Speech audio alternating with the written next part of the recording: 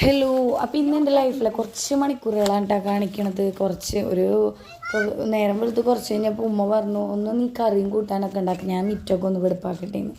അപ്പോൾ എന്തായാലും അങ്കമാലി മാങ്ങാക്കറി ഉണ്ടാക്കാമെന്ന് വിചാരിച്ചു. മാങ്ങ ഉണ്ടായിരുന്നു വീട്ടിൽ, അപ്പോൾ എന്തായാലും അതൊക്കെ സെറ്റാക്കാമെന്ന് വിചാരിച്ചു. അങ്ങനെ തേങ്ങയും കൊടുക്കാൻ പോയി. അപ്പോൾ പുഴവക്കത്ത് ചെന്നപ്പോൾ ഒരു വഞ്ചി വരുന്നു. അപ്പോൾ അതൊന്നും എടുത്തു. കാരണം ഞങ്ങൾക്ക് ഈ വക കാഴ്ചകളൊക്കെ അപൂർവമായിരുന്നു. ഇപ്പം ഈ വീട്ടിലേക്ക് മാറിയപ്പോൾ ഈ വീട് എൻ്റെ സ്വന്തം വീടല്ല കേട്ടോ, ഇത് ഞങ്ങൾ വാടകയ്ക്ക് താമസിക്കുന്ന വീടാണ്. ഞങ്ങൾക്കുള്ള വീട് വേറെ പണിതുകൊണ്ടിരിക്കുകയാണ്. അപ്പോൾ ഇൻഷാ അള്ളാ അത് വേഗം പണി തീരാനും അതിലേക്ക് വേഗം താമസം മാറാനും എല്ലാവരും ദുആ ചെയ്യും. അപ്പോൾ ഞാൻ ആ ചേട്ടനോട് കക്കി ഉണ്ടാവും ഇപ്പോൾ എന്നൊക്കെ ചോദിക്കണമൊക്കെ ഉണ്ട്. അങ്ങനെ പുഴവക്കത്തേക്ക് തേങ്ങ എടുക്കാൻ പോയി. തേങ്ങ എടുത്തു. മറ്റേ ഇന്ദൂട്ട പശുവിനെ കിട്ടുന്ന സ്ഥലം ഇവിടെ വീട്ടിൽ വന്നപ്പോൾ പോത്തിനൊക്കെയും വാങ്ങിച്ചിട്ടുണ്ട് കേട്ടോ. 4 പോത്തുകളുണ്ട്. പിന്നെ തേങ്ങ പൊളിക്കുമ്പോൾ ഒരു ടെക്നിക്ക് പറയട്ടാ, ഈ സാധനം ഞാര് പോലത്തെ സാധനം അത് കളയാനായിട്ട് എല്ലാവരും ഭയങ്കരമായിട്ട് കഷ്ടപ്പെടുന്ന കാണാം. ഒന്നുമില്ല, സിമ്പിളാണ്. ആ സാധനം പൊക്കുക, അതിൻ്റെ ഉള്ളിലേക്ക് ഇതാ വെച്ച് കൊടുക്കുക, എന്നിട്ട് ഇതാക്കുക. അത് ഒന്ന് പ്രസ് ചെയ്ത് കൊടുത്താൽ അത് നല്ല സിമ്പിളായിട്ട് പോരും കേട്ടോ. ഒറ്റ വീട്ടിൽ തേങ്ങ കിട്ടണമെന്ന് എൻ്റെ വലിയൊരു ആഗ്രഹമാണ്. പക്ഷെ ഞാൻ 16 പ്രാവശ്യം വെട്ടിയാൽ എൻ്റെ തേങ്ങ പൊളിയത്തുള്ളൂ. അതിൻ്റെ ഇടയിൽ തേങ്ങ കിട്ടുന്ന ശബ്ദം കേട്ടപ്പോഴേക്കും കുട്ടീസ് ഓടി വന്നു. കുട്ടീസ് അത് കുടിച്ചു. എന്നിട്ട് തേങ്ങ കിട്ടാനായി കൊടുത്തു. പക്ഷെ ആൾക്ക് ഇവിടുത്തെ അഡ്ജസ്റ്റ്മെൻറ്റ് പണികളൊന്നും പറ്റുന്നില്ല. അപ്പോൾ എന്തായാലും ഞാൻ കുറച്ച് ചിലവ് കൊടുത്തിട്ട് പിന്നെ ആളെ കൊണ്ട് ചിലവിപ്പിച്ചു. അങ്ങനെ മാങ്ങ കുറച്ച് ചനച്ചിട്ടുണ്ടായിരുന്നു കേട്ടോ. പക്ഷെ വലിയ കുഴപ്പമില്ല, ഇച്ചിരി മധുരം ഉണ്ടായിരുന്നു. എന്നാലും അഡ്ജസ്റ്റ് ചെയ്യാൻ പറ്റും. കാരണം കറിയിൽ ഇച്ചിരി മധുരം ഉണ്ടെന്നുള്ളൂ. പക്ഷേ സ്വർക്കൊക്കെ ഒഴിക്കണ കാരണം പുളിയൊന്നും കുഴപ്പമൊന്നും ഉണ്ടായില്ല. ഓൾറെഡി പുളി ഉണ്ടായിരുന്നു കേട്ടോ. മൂവാണ്ടൻ കുറച്ച് ചനച്ചാലും പുളി ഉണ്ടാവുമല്ലോ. ഞാൻ 2 മാങ്ങ എടുത്തു. എല്ലാവരും ഒരു മാങ്ങയൊക്കെയാണ് എടുക്കാറ്, ഞാൻ 2 മാങ്ങ എടുത്തു. എന്നാലും എനിക്കെല്ലാം ഓവറാക്കണം, എന്നാലേ രസമുള്ളൂ. അങ്ങനെ ഞാൻ പോയി വേപ്പില തേങ്ങ പൊട്ടിച്ചു.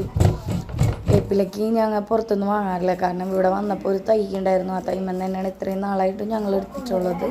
പിന്നെ ഇഞ്ചി ഉണ്ട്, വെളുത്തുള്ളി ഇല്ല, പിന്നെ സബോള, ഇഞ്ചി, മാങ്ങ, ഉപ്പ്, വെളിച്ചെണ്ണ, മുളകും മല്ലി, മഞ്ഞൾ, ഇത്രയാണ് ഇതിന് ആവശ്യം.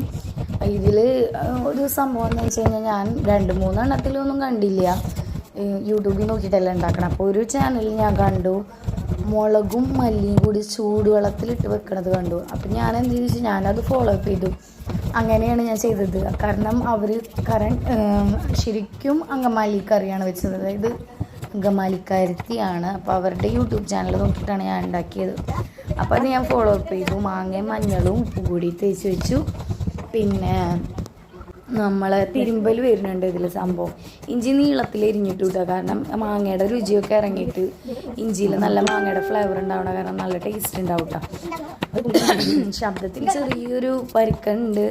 കാരണം എന്താണെന്നറിയില്ല, ഇപ്പോൾ ഇടയ്ക്കിടയ്ക്ക് ഇങ്ങനൊരു വോയിസിന് എന്തോ ഒരു മാറ്റം. തൈറോയിഡ് ആയിരിക്കും വിചാരിച്ച തൈറോയിഡൊക്കെ ടെസ്റ്റ് ചെയ്തു. പക്ഷെ അതൊന്നല്ല, വേറെ എന്തോ ഒരു സംഭവമായിരുന്നു. അന്ന് നമ്മൾ മാങ്ങാക്കറിയിൽ മറ്റേ മുളക് ചൂടുവെള്ളം ഒഴിക്കണതാണ് കാണുന്നത്. ഞങ്ങൾ തിരുമ്പാനായിട്ട് സബോള, ഇഞ്ചി, പച്ചമുളക്, വേപ്പിലയും കൂടി ഇട്ടു കേട്ടോ.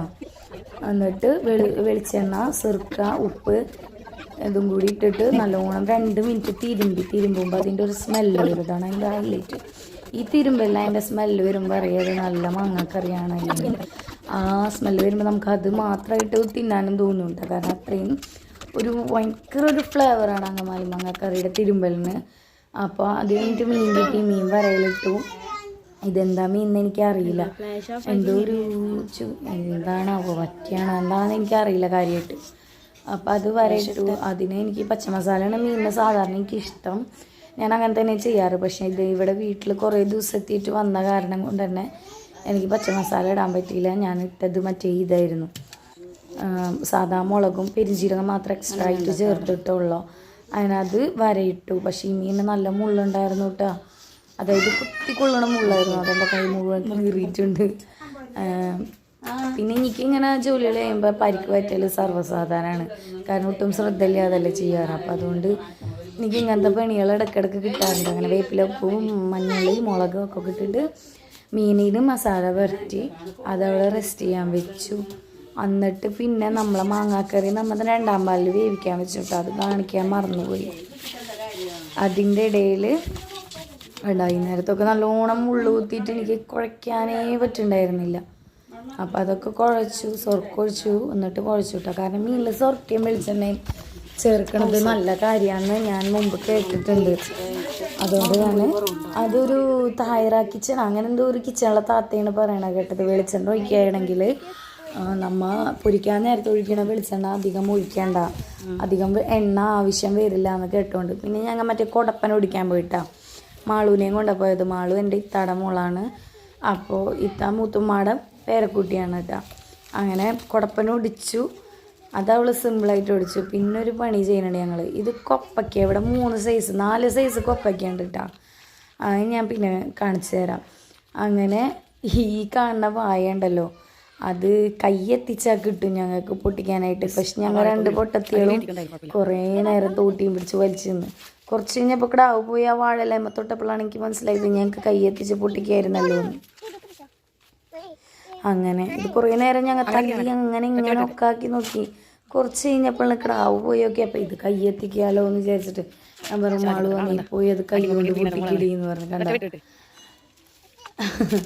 അങ്ങനെ അത് പോയി കൈ കൊണ്ട് അടർത്തി എടുത്തിട്ട് ഞങ്ങൾ തിരിച്ച് വേഗം വീട്ടിലേക്ക് പോയി. അപ്പോൾ ഇതെടുക്കാനായിട്ട് കേട്ടോ എന്താണ് കറി വയ്ക്കാൻ, കറിയുടെ കാര്യം മറന്നുപോയി അതിൻ്റെ ഇടയിൽ. അപ്പോൾ കറി വയ്ക്കാനായിട്ട് വോയിസ് ഭയങ്കര സ്ട്രെയിൻഫുള്ളായിട്ടാണ് എടുക്കണത്. എനിക്ക് എന്തോ ഒരു നീർക്കെട്ടാണ് എന്താണെന്നറിയില്ല. കുഞ്ഞാൾ ഓടിയ ഓട്ടം കണ്ട എന്തിനാ ഓടിയെന്ന് അപ്പം മനസ്സിലായില്ല, ഇപ്പോഴാണ് മനസ്സിലായത്.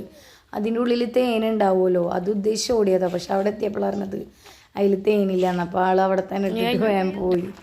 പിന്നെ അപ്പോഴേക്കിനും മാങ്ങാക്കറിയുടെ സ്മെല്ല് വന്നിട്ടുണ്ടായി. അപ്പോൾ വേഗം പോയി മാങ്ങാക്കറി നോക്കി 2ാം പാലിൽ തിളച്ച് നല്ല സെറ്റായിരിക്കണം തേങ്ങാപ്പാൽ. അല്ല മാങ്ങാക്കറിയിൽ 1ാം പാൽ ഒഴിക്കുകയാണ് കേട്ടോ. 1ാം പാൽ ഒഴിക്കുമ്പോൾ അതിൻ്റെ ചായ തന്നെ മാറിപ്പോകുന്നുണ്ട്. കാരണം ലുക്കും മാറും, ടേസ്റ്റും മാറും, ഒരു നല്ലൊരു സ്മെല്ലും വരും. അങ്ങനെ മാങ്ങാക്കറി ഇവിടെ സെറ്റായിട്ടുണ്ട്. ഇനി അത് താളിക്കുകയാണ്. കടുകും വേപ്പിലയും പിന്നെ വറ്റൽമുളക് വീട്ടിൽ തന്നെ ഉണ്ടാക്കി, അതായത് കൃഷി ചെയ്ത് ഉണക്കിയ വറ്റൽമുളകാണ് കേട്ടോ. അത് പുറത്തുനിന്ന് വാങ്ങിച്ചതല്ല. അങ്ങനെ മീൻ വറുക്കാനിട്ട് വേപ്പിലിടുമ്പോൾ വേപ്പിലിടാൻ കളർ മാറുന്നത് എനിക്ക് ഭയങ്കര ഇഷ്ടമായിട്ടാ. പിന്നെ മീൻ വറുത്തതിലൊക്കെ വേപ്പില തിന്നാനും എനിക്ക് ഭയങ്കര ഇഷ്ടമാട്ടാ.